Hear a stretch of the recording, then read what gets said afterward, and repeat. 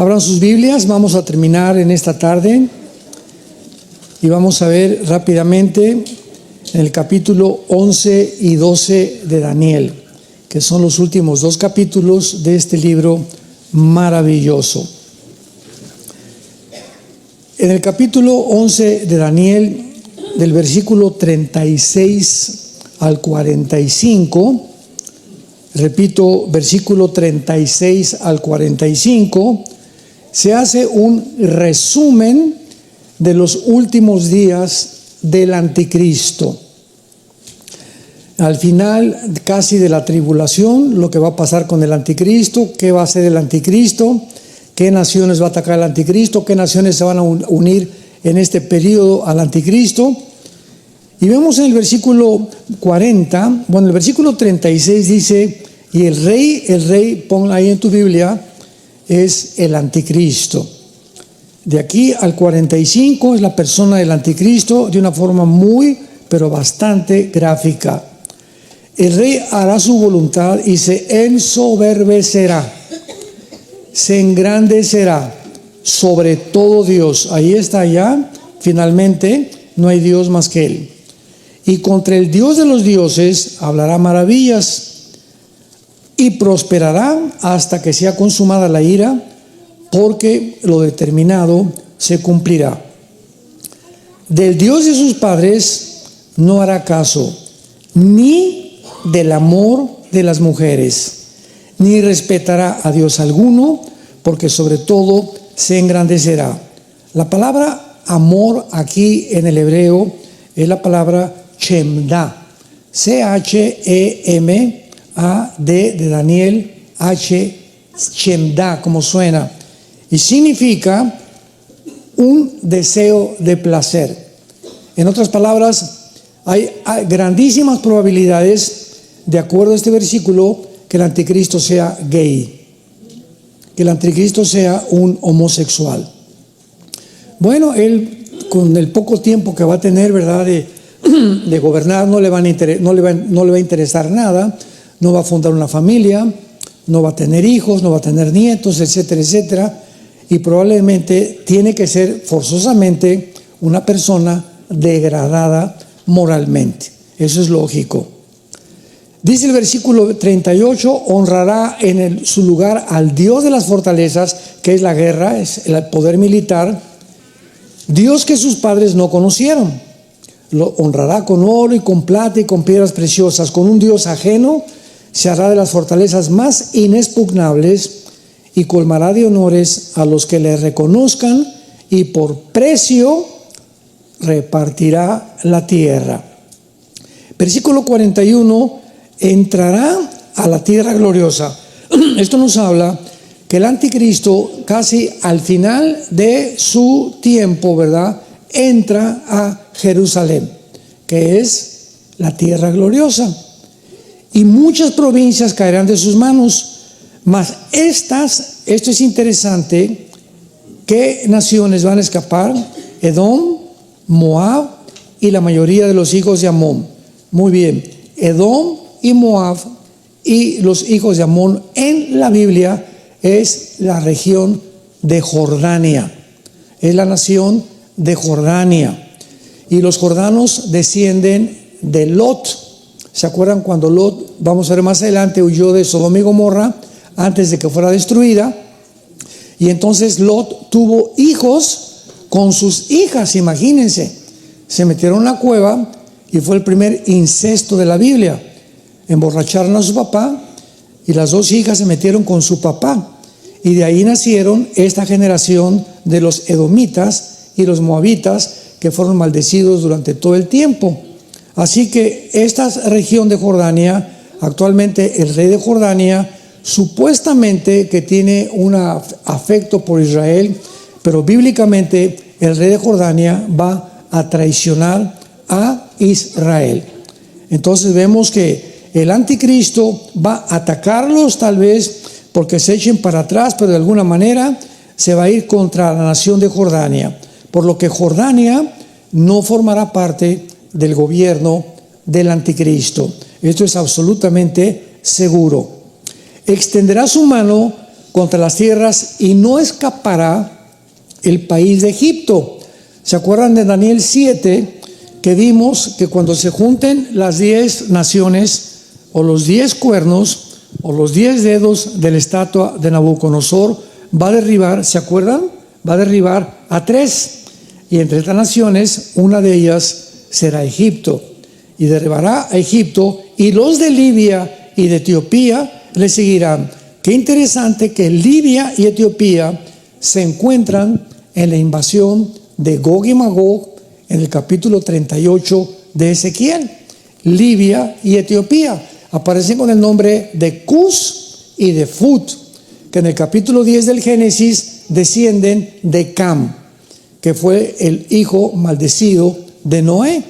Entonces vemos que estas naciones que forman parte del norte de África, ahorita Etiopía, está junto al Mar Rojo, y precisamente de Etiopía está Sudán, que también va a pertenecer al anticristo, y los Hutis o los Hutis, que es un grupo terrorista de Yemen, en la península arábica, están controlando el Mar Rojo y bombardeando a Israel.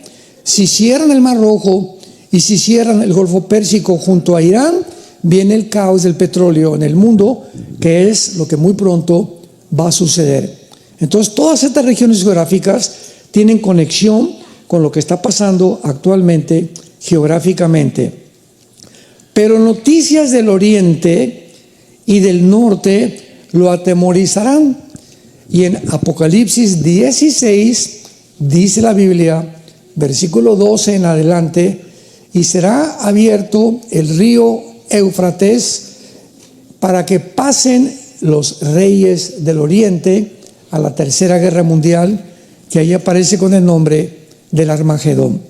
Entonces vemos cómo cuando conectamos los versículos, noticias del oriente, o sea, él va a oír, estando en Israel, que vienen del oriente, posiblemente sea China, Filipinas, Indonesia, Vietnam, naciones del oriente, que van a venir también a Israel para atacar, y esto le va a atemorizar porque él no tiene idea claramente a qué vienen, pero vienen también a exterminar la nación de Israel. Entonces esto lo va a poner muy nervioso al anticristo, y dice la Biblia, y saldrá con gran ira para destruir y matar a muchos, y plantará las tiendas de su palacio entre los mares y el monte glorioso y santo, mas llegará a su fin y no tendrá quien le ayude.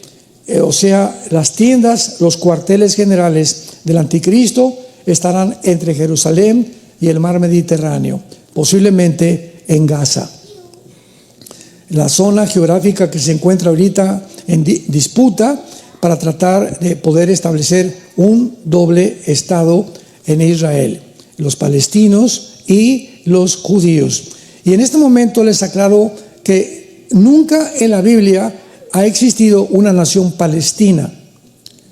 Palestina es un nombre que un emperador romano le dio a Israel para borrar el nombre de Israel.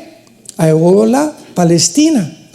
Entonces, ya que llegaron en el 48 los judíos, es Israel. El diablo siempre ha tratado de borrar del mapa a Israel. Entonces, Palestina, nunca ha habido una nación con Palestina, nunca ha existido un pueblo palestino tampoco.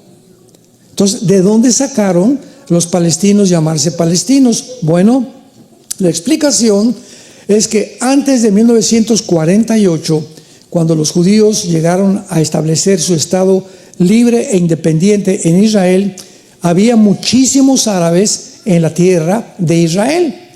Entonces estos árabes fueron desalojados, no quisieron quedarse a fundar la nación de Israel y se fueron a Gaza. Y en aquel tiempo, ¿verdad? Pues comenzó Gaza a ser ocupada por Egipto y después Jordania por la Cisjordania.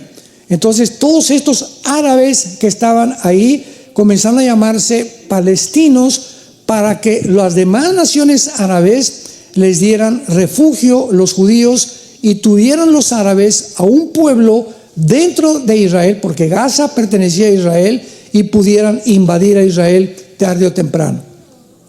Estos palestinos o árabes en Gaza duraron ahí hasta el año 2005. En el 2005 se forma ahí la Al-Fatah, o se forma la OLP Al-Fatah, la Organización para la Liberación de Palestino Al-Fatah, que funda Yasser Arafat, el líder terrorista más grande del siglo XX, que ya murió. Y entonces, cuando se forma en el 2005, los judíos habían colonizado ya casi toda Gaza, pues les mandan que salgan completamente de Gaza para que los palestinos se queden a gobernar Gaza. Y los judíos les dejaron gimnasios, les dejaron hospitales, les dejaron escuelas, les dejaron campos de fútbol y de diferentes cosas. Y cuando salieron los judíos para dejarles la tierra a ellos, quemaron las escuelas, quemaron los hospitales, quemaron los gimnasios, porque dijeron: no queremos que nada huela a judío. A pesar de que les dieron la tierra, Israel en el 2008 les permite que entren los árabes palestinos de Gaza a Israel a trabajar. Imagínense, les da trabajo a ellos, les permite que poder entrar al ejército, les permiten que podían tener todo menos votar, y les permiten que pudieran tener casas y trabajar dentro de Israel. Y son todos estos árabes palestinos los que entraron a Israel desde el 2007-2008, los que hicieron la matanza del 7 de octubre. Porque estaban espiando cuando los soldados entraban, cuando salían, y agarraron a Israel en un sábado que estaban celebrando la fiesta de Hanukkah, una fiesta sagrada para Israel, y mataron a más de 1,250 civiles. Se llevaron de rehenes a 250 bebés. Nunca en la historia está prohibido por el Instituto de Criminología de la Guerra llevar rehenes, tomar rehenes niños. Pues se llevaron bebés de 8 meses de nacidos de rehenes. Se llevaron niños de 1 año, niños de 5 o 6 años, jóvenes, adultos y hombres de la tercera y de la cuarta edad. De rehenes a Gaza, a los túneles, donde a todas las mujeres las violaron, a los niños bebés los metían en hornos microondas y los quemaban vivos enfrente de los papás. Toda esta masacre, esto fue un verdadero genocidio. Después el mundo responde al revés, y en lugar de que el mundo, por favor, liberen a los rehenes, no, liberen Gaza y liberen a Palestina. Cuando los mismos ciudadanos palestinos están queriendo ser librados de Hamás, el grupo terrorista. Entonces el pueblo palestino está sufriendo, como el pueblo de Venezuela del gobierno, como el pueblo de México del gobierno, como el pueblo de Cuba del gobierno. Los palestinos están sufriendo del gobierno que lo tomó Gaza, un grupo de terroristas, los que se llama Hamás. Y andan con sus banderas desde el río hasta el mar: liberen a Palestina, libérenlos de Hamás, por el amor de Dios. Bueno, todo esto, ¿verdad?, ha sido una campaña diabólica para tratar de distorsionar la realidad, la historia. Y como dicen, ¿verdad?, tienes que ir a la tierra de Israel para conocer la verdad. Toda la información que tenemos, ¿de dónde viene? De los medios de comunicación. Y de acuerdo a la influencia que los medios de comunicación tengan, como la famosa televisión CNN, que es la más diabólica de todas, yo esa estación no la oigo para nada, porque todo lo que oigas es ataque, ataque, ataque al cristianismo, ataque al gobierno, ataque a esto, ataque a Israel. Es una cadena completamente antisemita, diabólica completamente, y todas son puras distorsiones. Trump dijo que iba a acabar con ella, pero desgraciadamente no ha podido acabar con esa cadena de televisión, de acuerdo a la segunda enmienda de la Constitución de Estados Unidos, que permite la libre expresión. Aquí en este país puede haber iglesias de Satanás, ¿sabían? Por la libertad de expresión de la segunda enmienda. Muy bien. Entonces, en el capítulo 12, que es el último capítulo de Daniel, comienza diciendo: en aquel tiempo. ¿De qué tiempo está hablando? Del final tiempo de la tribulación. Vámonos cronológicamente a ubicarnos. En aquel tiempo, o sea, en los últimos 3 años de la tribulación, se levantará Miguel. Esto está conectado con Apocalipsis 12, versículo del 8 al 10.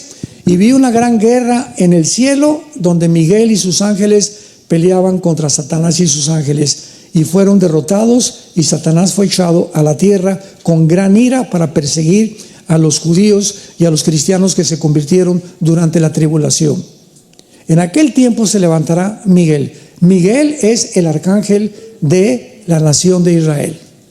Es únicamente el arcángel de Israel. No es de San Antonio, no es de México, es el arcángel de Israel. Y lo dice aquí: el gran príncipe que está de parte de los hijos de tu pueblo.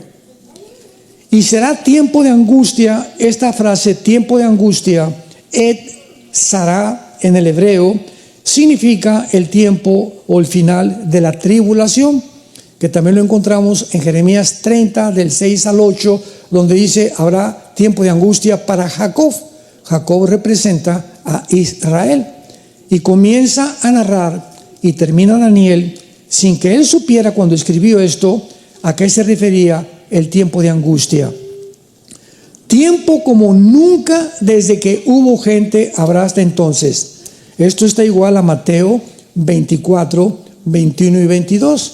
Jesucristo dijo: habrá gran tribulación como nunca jamás la ha habido. O sea, siempre ha habido tribulación, siempre ha habido guerras, etcétera, etcétera, temblores, tsunamis, pero en este tiempo dice como nunca lo ha habido. Porque los juicios de Dios que están en Apocalipsis, que son 21, 7 sellos, 7 trompetas, 7 copas, el mundo no ha conocido nada semejante al sufrimiento que habrá en este planeta. Gracias a Dios que nosotros ya no estamos aquí. Pero en aquel tiempo, vamos a poner ya mucha atención a esto, será libertado tu pueblo. No será hasta el final de la tribulación, cuando Israel deje de ser perseguido. Cuando el momento que ya los ejércitos del mundo, en el valle del Megiddo o en el valle de Josafat, Joel capítulo 3, rodeen a Israel para aniquilar, exterminar a Israel, viene Jesucristo con todos nosotros. Pero primero Jesucristo viene en una nube y se para en Petra. Ahí se van a esconder muchísimos judíos. Después de Petra, Él llega al Monte de los Olivos. Se para en el Monte de los Olivos. Se hace un valle grandísimo. Zacarías 14, del 1 al 5. Y ahí, en ese tiempo, dice la Biblia, que los judíos verán al Mesías, llorarán. Se ha derramado un espíritu de gracia y de perdón en sus vidas. Romanos 11, 25 y 26, y todo Israel será salvo. Aquellos que reconocieron al Mesías, porque va a haber miles de judíos también en el infierno. O sea, no todos los judíos van a ser salvados, solo aquellos que le entregaron su vida al Mesías. Dice: todos los que se hallen escritos en el libro. Muy bien. Y muchos de los que duermen en el polvo de la tierra serán despertados. Y aquí vemos una resurrección en la venida de Cristo. En la Biblia hay 2 resurrecciones. Juan capítulo 5, dijo Jesucristo: ven en la hora cuando todos los que están en los sepulcros oirán la voz del Hijo del Hombre. Unos para vida eterna, otros para condenación eterna. Ahí parecería que las 2 resurrecciones son iguales, o hay una similitud en la resurrección, o serán el mismo día. Sin embargo, la primera resurrección lo explica 1 Corintios 15, 32 en adelante, el apóstol Pablo, diciendo: primero fue las primicias Cristo, después resucitarán los que somos de Cristo, el rapto nosotros, y en tercer lugar viene la resurrección al final de la tribulación. En el milenio va a haber otra resurrección. Al final del milenio, el gran trono blanco, Apocalipsis 20, del 15 al 19, y habrá 4 o 5 resurrecciones que se llama la resurrección de los injustos. Pero la de nosotros se llama la primera resurrección, porque resucitamos en el rapto, después la resurrección de los 144,000, los 2 testigos van a resucitar al final de la tribulación. Todos ellos pertenecen a la primera resurrección, la resurrección de los justos, que somos nosotros. Entonces, dice la Biblia, serán despertados unos para vida eterna y otros para vergüenza. En el rapto, ¿quiénes vamos a resucitar? Esto es muy importante. No, no todos. Tú te vas a quedar, a ver.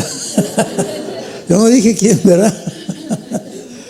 En el rapto vamos a resucitar solamente los cristianos desde Pentecostés hasta nuestros días. Los santos del Antiguo Testamento van a resucitar después de la tribulación, o sea, los judíos. ¿Cómo lo sabemos? Porque en primera de Tesalonicenses 4, del 10 al 17, que habla del rapto, dice: y los que son de Cristo resucitarán. Los que somos de Él, los que estamos en el cuerpo de Cristo, que es la iglesia, somos un cuerpo bautizados en el cuerpo de Cristo. Él es la cabeza, nosotros unos el pie. Dice 1 Corintios capítulo 12, otros la nariz, otros la oreja, pero el cuerpo de Cristo se conforma con Él como la cabeza. Y este cuerpo, la iglesia, no existía en el Antiguo Testamento. En el Antiguo Testamento no había nacido de nuevo. No había, repito, el Espíritu Santo entraba a una persona y se salía de la persona. La iglesia es la morada ahora del Espíritu Santo, habitando entre nosotros. Entonces, desde el rapto a nuestros días, solamente los cristianos que le entregaron su vida y siguieron a Jesús, vamos a ser arrebatados y no vamos a experimentar qué es morir. Porque el rapto era un misterio. 1 Corintios 15, 52, 53. Y aquí os digo un misterio, dice Pablo: muchos que estamos dormidos no vamos a dormir, no vamos a morir. ¿Qué es el rapto? Una generación de seres humanos que no vamos a atravesar la muerte. De repente, ahorita saliendo, mañana, no sé, un mes, un año, miles de personas desaparecieron del mundo. Pilotos que van a chocar porque los aviones, el piloto era cristiano y se chocó el avión. Congestionamiento en las carreteras de tránsito, los hospitales vacíos de bebés, porque todos los bebés y todos los niños menores, ¿verdad?, de 5, 6, 7 años desaparecerán. Jesús dijo: el reino de los cielos, dejad que los niños se acerquen a mí. Los niños le pertenecen a Dios, son los que se van a ir con nosotros. Va a haber una confusión impresionante en el mundo y van a tener que contestar: se los llevaron los ovnis.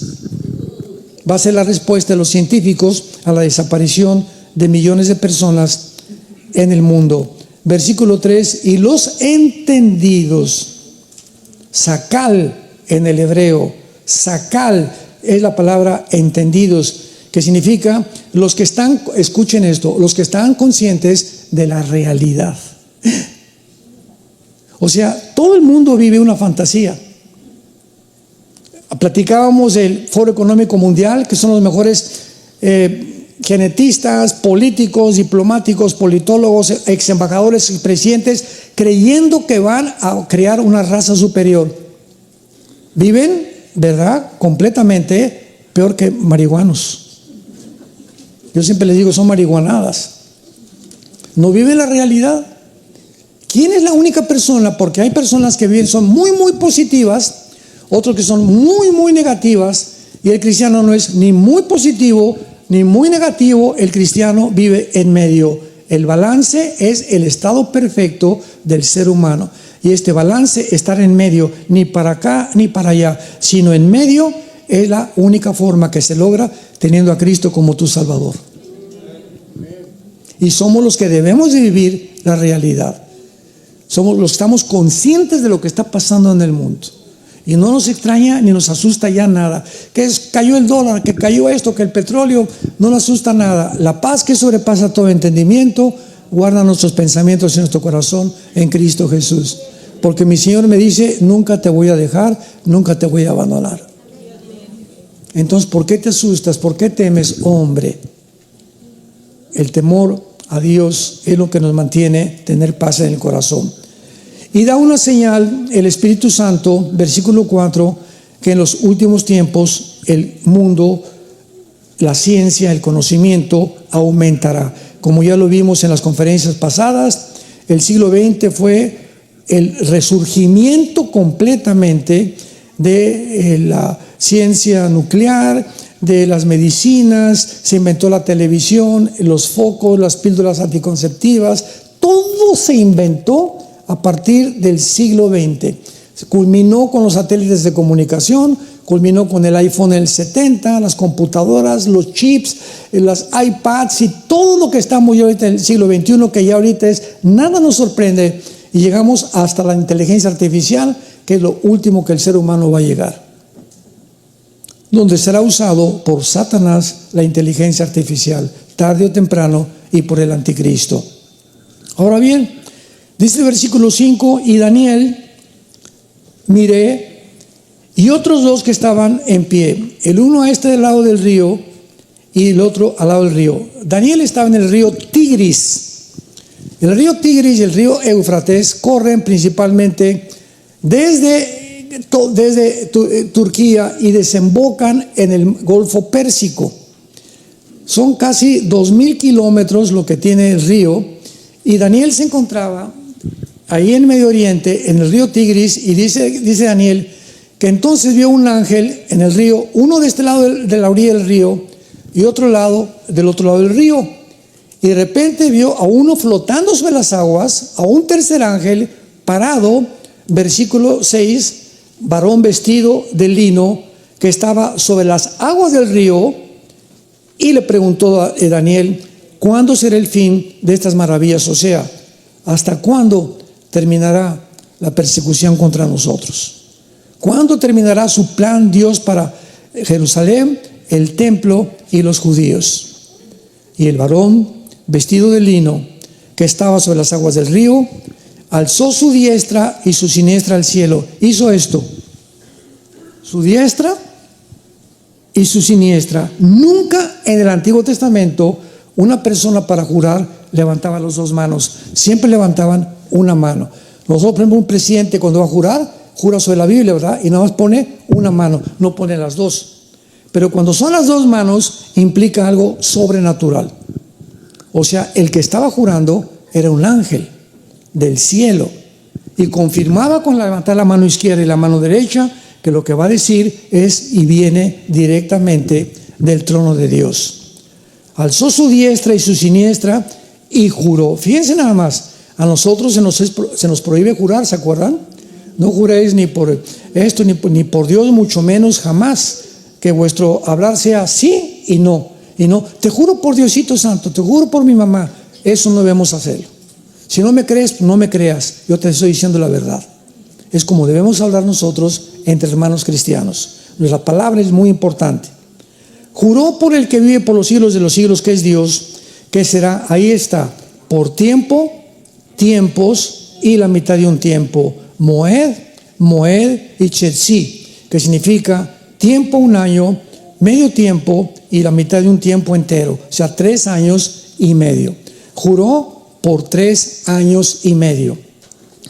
Y cuando se acabe la dispersión o la persecución del poder del pueblo santo, cuando se acabe la persecución de los judíos, todas estas cosas serán cumplidas. ¿Cuándo será el final de la persecución? Hasta que Cristo regrese. Hasta que Cristo regrese, el pueblo judío y nosotros seremos perseguidos. Y hasta ese momento se van a terminar, porque ya reinaremos con Cristo durante 1000 años. Y Daniel contestó, yo oí, mas no entendí. Y le dije, Señor, ¿cuál será el fin de estas maravillas o de estas cosas? Él respondió, anda, Daniel, estas palabras están cerradas y selladas hasta el tiempo del fin. Escuchen lo que dice la Biblia. Nadie va a entender esto, ya lo vimos, hasta la generación que estamos viviendo nosotros. Muchos limpios y emblanquecidos serán limpios y emblanquecidos y purificados. Los impíos procederán, o sea, los malos van a seguir siendo malos, pero más que malos van a llegar a la perversión, a la degradación. Y ninguno de los impíos entenderá, pero los entendidos, los sacal, comprenderán. Vemos nosotros que en este tiempo en que estamos viviendo, lo que más necesitamos es entendimiento de lo que está pasando en el mundo. ¿Quién tiene la razón? ¿Los de Hamás? ¿O es realmente genocidio lo que está haciendo Israel? ¿Quién tiene razón ahorita lo que está pasando con Estados Unidos, con Trump en el Medio Oriente? ¿Se venderá Trump a los árabes? ¿Va a traicionar a los judíos o no los va a traicionar? ¿Qué naciones formarán parte del anticristo? Todas estas dudas las hemos visto en este seminario. ¿Con qué razón? Para que tengas entendimiento y sepas y abras los ojos de lo que está pasando en el mundo. Vayamos a Mateo 24 y veamos lo que Jesucristo dijo acerca de los tiempos en que estamos viviendo actualmente. Dice Mateo 24, versículo 36 en adelante, es Jesús hablando, mas del día y la hora nadie la sabe. Del 36 al 51 es el rapto de la iglesia. Todo esto que vamos a leer ahorita es el rapto de la iglesia. El día y la hora, ¿de quién está hablando? Del rapto. No está hablando de la segunda venida, porque la segunda venida viene con fenómenos cósmicos. Se va a oscurecer el sol. Los que estén en la tribulación, cuando el anticristo entre a ofrecer la abominación desoladora, los cristianos, cuando vean esto o lo oigan, van a saber y van a comenzar a contar los días hasta los 3 años y medio, y sabrán cuándo viene Jesucristo. En aquella época, nosotros, cuando dice el día y la hora, se refiere ni a los ángeles, se refiere al rapto de la iglesia, no a la segunda venida de Cristo. Mas como en los días de Noé, así será la venida del Hijo del Hombre. Como en los días antes del diluvio estaban comiendo, bebiendo, casándose y dándose en casamiento, hasta el día que Noé entró en el arca, y no entendieron. No ginosco. Esta palabra en el griego, ginosco, es un conocimiento por experiencia. No les bastó la prédica de Noé, no les bastó ir a la iglesia los domingos, no les bastó ir a los estudios, no les bastó el ver que el mundo se estaba derrumbando alrededor, los temas filosóficos, los temas de gobierno, los temas económicos, todo se está derrumbando actualmente en el mundo. Ya nadie sabe qué es verdad, qué es mentira, qué es realmente y si hay una verdad absoluta, porque no entendieron, por no tener entendimiento. Y así pasó en los tiempos de Noé. No entendieron hasta que vino el diluvio y se los llevó a todos. Y dice el versículo 40, entonces estarán 2 en el campo, el uno será tomado y el otro dejado. 2 mujeres estarán moliendo en un molino, la una será tomada y la otra será dejada. Esto es el arrebatamiento de la iglesia. Unos dicen que los que se van a ser tomados van a ser los malos y que se van a quedar los buenos. Esto es ridículo, absolutamente. Entonces, ¿de qué está hablando Jesucristo? Que de repente vas a amanecer mañana y de repente tu esposo ya no está, o tu esposa ya no está, y va en el campo, van a estar labrando y va a estar el labrador, y a lo mejor la esposa ya no está y el esposo sí está, o a lo mejor ninguno de los dos está y los hijos se quedaron. Pero en el rapto va a haber una división impresionante de familias, de maridos que se convirtieron, o mujeres que se convirtieron y maridos no que se convirtieron, o los hijos. Y es lo que significa, uno será dejado y otro será tomado. Los que se van a quedar, ¿para qué se van a quedar? Pues para la gran tribulación. Entonces no puede estar hablando de la segunda venida de Cristo, está hablando del arrebatamiento de la iglesia, y lo corrobora lo que seguimos leyendo. Velad pues, porque no sabéis. Ahí está. La segunda venida sí se sabe, los que estén en la tribulación, cuándo viene Cristo. Hay cantidad de señales que van a tener. Nosotros no sabemos a qué hora viene el Señor. Pero sepan esto, que si el padre de familia supiera a qué hora el ladrón habría de venir, velaría y no dejaría minar su casa. Por tanto, ustedes también están preparados. ¿Se acuerdan Mateo 25, la parábola de las vírgenes? Que eran 10 vírgenes con sus lámparas, y se oyó la voz del esposo, que es el rapto. Y cuando oyeron la voz del esposo, 5 de las vírgenes tenían lámpara. La lámpara, el aceite significa, la Biblia, el aceite, el Espíritu Santo. Entonces estaban 10 mujeres, 10 vírgenes, y la iglesia retratada como una virgen. Según de Corintios 11, como una virgen los desposé para Cristo, dijo el apóstol Pablo.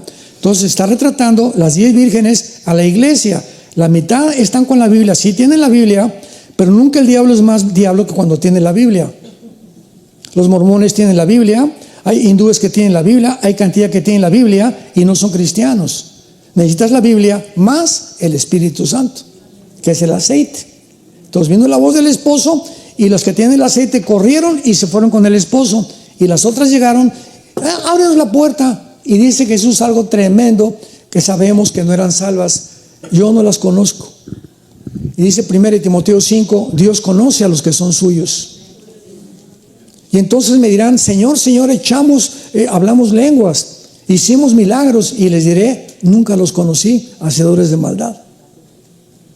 Entonces vemos que debemos estar preparados, llenos del Espíritu Santo, para irnos en el arrebatamiento de la iglesia. Y veamos algo semejante en Lucas 17, con el tiempo de Lot, lo que pasó con Sodoma y con Gomorra. Dice así, Lucas 17, versículo 28. Asimismo, otro ejemplo, ¿cómo sucedió en los días de Lot? Comían, bebían, compraban, vendían, plantaban, edificaban. Pregunta, me detengo aquí. ¿Es pecado comer? ¿Es pecado beber? ¿Es pecado plantar y edificar? ¿Por qué se usan estas palabras que no son pecado como ejemplo de lo que la gente estará ocupada cuando venga Jesús? Porque lo vimos en Mateo 24. Comían, bebían igualmente, plantaban, se casaban. No hay pecado con todo esto, pero dice, no entendieron. O sea, comían, plantaban, vivían, se casaban sin tener en cuenta a Dios. Hay muchas cosas que la gente hace, yo no peco, pero no tienen en cuenta a Dios, viven sin Dios. Son peor que los ateos. Entonces, no implica muchas veces el ser muy malo para que tú te puedas condenar. Porque hay personas, ¿verdad?, que no creen en Cristo, o perdón, al revés. Hay personas que dicen que creen en Cristo, pero viven como ateos. Su Biblia la leen solamente el domingo o una vez a la semana. Nunca oyen conferencias, nunca tienen estudios bíblicos. Viven como ateos. Y dicen que conocen a Dios. Si conoces a Jesús, lo sigues. Y no puedes seguirlo sin la palabra de Dios. Versículo 29. Mas el día que salió Lot de Sodoma, llovió del cielo fuego y azufre y los destruyó a todos. Así será el día en que el Hijo del Hombre se manifieste. En aquel día, vean la repetición, el día, el día, el día. En aquel día, el que esté en la azotea y sus bienes en casa, no descienda a tomarlos. El que esté en el campo, no vuelva atrás. Acuérdense de la mujer de Lot. ¿Se acuerdan qué le pasó a la mujer de Lot? Génesis capítulo 19. Llegó el ángel a Sodoma. Desde los niños, jóvenes y adultos eran homosexuales. Habían ya pervertido a los infantes, los sodomitas. Y cuando llegaron los ángeles para sacar a Lot, le dijeron, vámonos porque Dios va a destruir estas ciudades. Entonces fue Lot con sus parientes, vámonos, y nadie le hizo caso a Lot. Había perdido su testimonio tan grave, Lot, que ni su familia creía en él. Y cuando ya iban saliendo de Sodoma, venía la esposa y las dos hijas y les dijo al ángel, no volteen atrás. Todo esto tiene una teología espiritual, no volteen atrás. Pues ahí van corriendo, saliendo de la ciudad, y la esposa de Lot hace esto. Y cuando voltea para atrás, se convierte en una estatua de sal. ¿Se acuerdan qué significa la sal? En Mateo capítulo 5, ustedes son la sal del mundo. La sal es la que preserva la comida, la que evita que la carne se eche a perder rápidamente. Entonces, mientras el cristiano mantiene su testimonio, estamos salando al mundo. Somos los únicos que le damos sabor a la gente. Los que podemos darle sabor para vivir a la gente. Y cuando una persona como la esposa de Lot voltea para atrás, ¿qué significa? que el corazón de la esposa nunca estuvo en Dios. Ella volteó y quería ver dónde estaba su mundo, su salón de belleza, etcétera, etcétera, sus vestidos, su dinero, todo aquello, porque su corazón estaba en el mundo. Realmente hay cantidad de mujeres y de hombres que no están esperando con ansias. Muchos dicen: ay, pero yo quisiera que venga entre 10 años porque quiero comprar un coche y me falta comprar una casa y quiero ver a mis hijos, a mis nietos crecer. Por el amor de Dios, hermanita, hermanito, ya crezcamos, ya seamos maduros. Cuando vamos con Cristo, tus nietos van a estar mejor, vamos a tener mejores cosas. Si tu corazón está en este mundo y tus ojos están en este mundo y en las cosas del mundo, es porque no amas a Dios. El que ama al mundo no ama a Dios. Almas adúlteras, ustedes aman más a Dios, al mundo que a Dios. Dice Santiago, 1 de Juan capítulo 2. Y si tenemos ese concepto de la vida, dice, acuérdense la mujer de Lot. O sea que cuando venga Jesucristo, va a haber muchos cristianos con su corazón y su mirada en el mundo. Se van a quedar. La esposa de Lot no salió, ahí se quedó congelada, como una estatua de sal, como un ejemplo para antes de que venga Jesucristo. Ahora, si la Biblia está comparando dos épocas,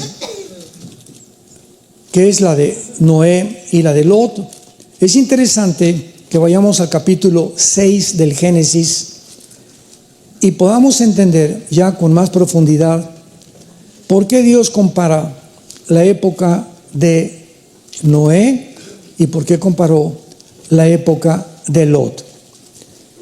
En la época de Noé, antes del diluvio, los ángeles caídos, de acuerdo al libro de Enoc, bajaron al monte Hermón, que es la frontera entre Siria e Israel, y atacaron a las mujeres, hijas de los hombres, y de alguna manera alteraron la genética humana. Es el primer intento del transhumanismo en el capítulo 6 del Génesis. Y de esta mezcla, ángeles, mujeres humanas, procrearon gigantes de 4 o 5 metros de altura, llamados los Nefilim, que lo dice el versículo 4 de Génesis 6. Había gigantes en la tierra después que se llegaron, o sea, después que se mezclaron los hijos de Dios a las hijas de los hombres y les engendraron hijos. Y la palabra gigantes es la palabra hebrea Nepilim, con H intermedia, que significa los caídos. Viene la raíz napal, que significa caerse. ¿Quiénes son los caídos? Los ángeles caídos que cayeron con Lucifer. Bueno, produjeron gigantes con 12 dedos en las manos y 12 dedos en los pies. Y estos gigantes pervirtieron completamente al ser humano, le dieron al ser humano conocimientos de cómo construir las torres de Giza, las torres de Machu Picchu en Perú, a los mayas cómo pudieron hacer el calendario de 365 días sin telescopio, sin computadora. O sea, hay vestigios en el mundo de que una civilización antes que nosotros estuvo en este mundo y dejaron su huella. Y esta civilización que estuvo antes de nosotros, le llaman en Discovery Channel, en el National Geographic, le llaman los extraterrestres. Que de alguna forma fueron extraterrestres, pero son los ángeles caídos que habitaron el mundo durante 1000 años antes del diluvio. Pero vean ustedes las características en el versículo 6 de esta generación. Génesis 6:5. Vio Jehová que la maldad de los hombres era mucha en la tierra, y que todo designio de los pensamientos del corazón de ellos era de continuo hacia el mal. Versículo 11 y 12. Y se corrompió la tierra. Esta palabra corromper es la palabra hebrea sachat, con S de Samuel y CH. Sachat se pronuncia, que significa corrupción moral. Moralmente, la raza humana estaba como en el tiempo del siglo XXI, sobre todo con la administración pasada en Estados Unidos de los demócratas que propagaron el movimiento LGTB, que a los niños se les enseñara la ideología de género en las escuelas desde los 5 años de edad, que se autorizaran todas las clínicas de aborto en Estados Unidos. Nunca la degradación moral en este país había llegado como la administración pasada. Se corrompió la tierra y estaba la tierra llena de Hamás. De Hamás. ¿Qué significa la palabra Hamás? El nombre del grupo terrorista de Gaza significa violencia. Qué interesante. Y estaba la tierra llena de violencia. Es la palabra Hamás en el hebreo. Y Dios miró la tierra y estaba corrompida porque toda carne había corrompido su camino sobre la tierra. Esta degradación moral a la que hemos llegado no tiene nombre. Acordémonos en Daniel, que dice que cuando los transgresores, Daniel 8, 23 al 25, cuando los transgresores lleven al colmo, se levantará un rey altivo que es el anticristo. Yo le pregunté a Dios hace algunos años, ¿cuándo se podría decir, Padre, que hemos llegado al colmo de los pecados? O sea, siempre ha habido homosexualismo, siempre ha habido degeneramiento con la tierra, etcétera, etcétera. ¿Cuándo se puede decir que ya llegamos a derramar la gota del vaso de agua, en la que tú dices, voy a tener que intervenir, como lo hiciste en el diluvio y como lo hiciste en Sodoma y Gomorra? Les voy a decir cuándo. Cuando desde el año pasado comenzaron a planear que se va a consumar en el siglo 20, en el año que sigue, 2026, autorizar y legalizar la pedofilia. Ahí ya no tiene nombre como seres humanos lo que quieren hacer, legalizar las relaciones sexuales con niños menores de edad. Que ya puedes violar a un niño de 5 o 6 años y no te vas a la cárcel. O que se pueden casar un hombre de 25 años con una niña de 10 años de edad, que en algunos países ya lo están haciendo. ¿Saben quién lo va a legalizar? Las Naciones Unidas. El año que entra quieren legalizar la pedofilia. Se propuso durante la administración, primero de Obama y después pasada con el presidente Biden, no se llevó a cabo, la detuvo el presidente Trump y vuelven otra vez a querer legislar las Naciones Unidas, legalizar la pedofilia en el mundo. Jesús dijo, el que se meta con un niño, más vale que se amarre una piedra en el cuello y que se eche al río. No hay mayor crimen para Dios que adoctrinar, pervertir, echarle a perder a un niño su vida sexual, su mente, porque son traumas que son años para que él pueda recuperarse y recuperar la salud mental, que hacer esto con un niño no tiene perdón de Dios. Ya no se puede llegar a más profundidad de pecado y de degradación moral. Y rápidamente, antes de terminar, Isaías 27 nos lo dice claramente. Rápidamente, para terminar, en Isaías 24, encontramos estas palabras que describen el final de la humanidad. Lean en su casa todo Isaías 24. Describe la caída de la humanidad. Pero vean las 3 razones por las cuales el mundo va a ser maldecido para que suceda lo que va a suceder. Dice versículo 4 al 6, Isaías 24, versículo 4, se destruyó, cayó la tierra, enfermó, o sea, están enfermos ya, cayó el mundo. Enfermaron los altos pueblos de la tierra y la tierra se contaminó bajo sus moradores. Número 1, porque traspasaron las leyes. Número 2, falsearon el derecho. Y número 3, quebrantaron el pacto sempiterno. Por esta causa, la maldición consumió la tierra. La tercera cosa, quebrantaron el pacto eterno, es el pacto del matrimonio.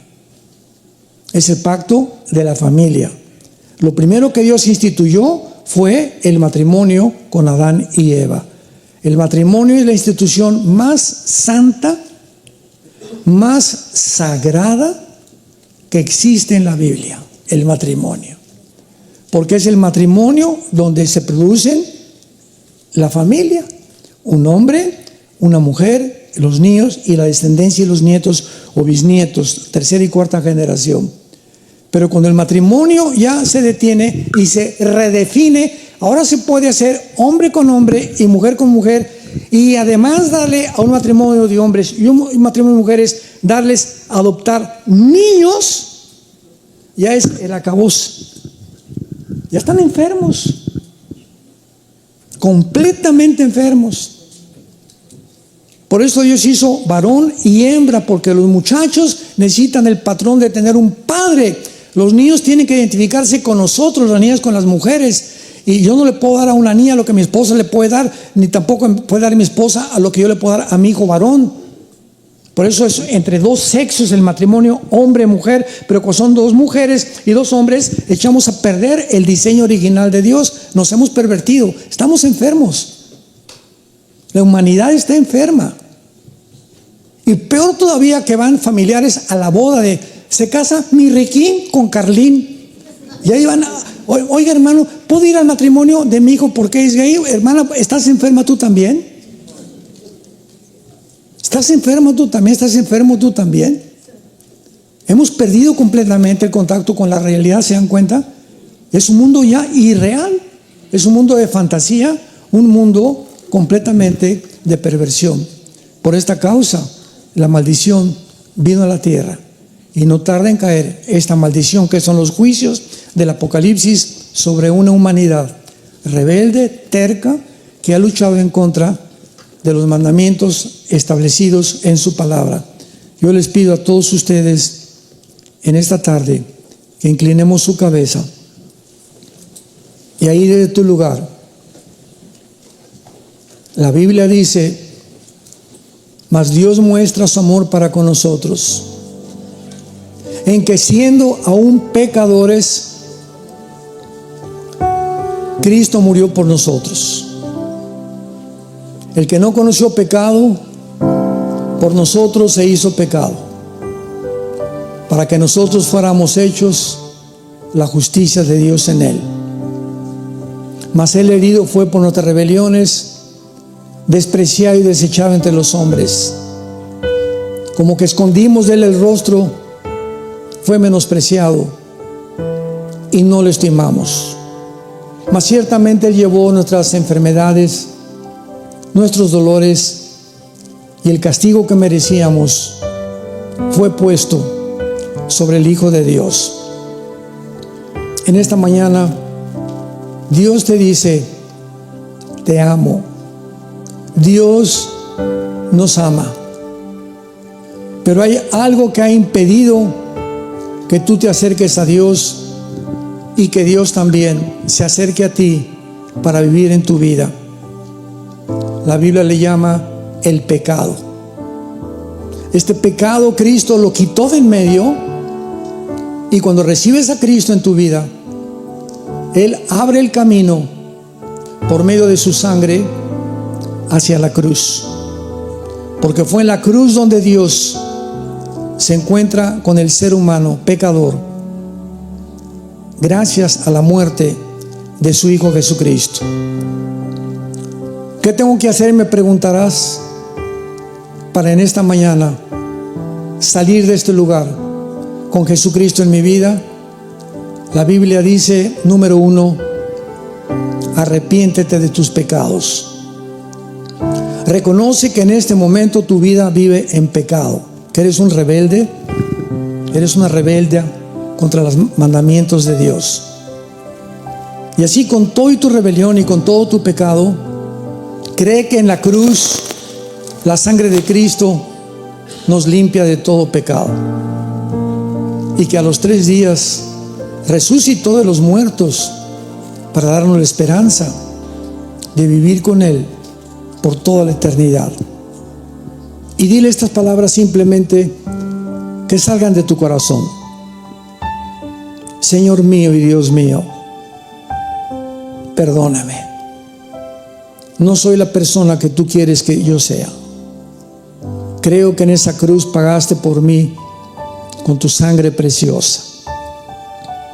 Ahora te pido, yo pecador, que no merezco nada más que entres a mi vida y que por tu gracia me laves con tu sangre de todas mis maldades, de todos mis pecados, y me des el poder de la corta vida que me queda, vivirla para ti. Ya no quiero vivir para mí ni para mis pecados, quiero vivirla para ti. Te pido, Señor Jesús, que en este instante entres a mi vida. Te abro mi corazón para que entres como mi Señor y mi Salvador. Gracias por darme la vida eterna y gracias por perdonar mi vida, porque ahora la viviré para ti. En el nombre de Jesús. Amén.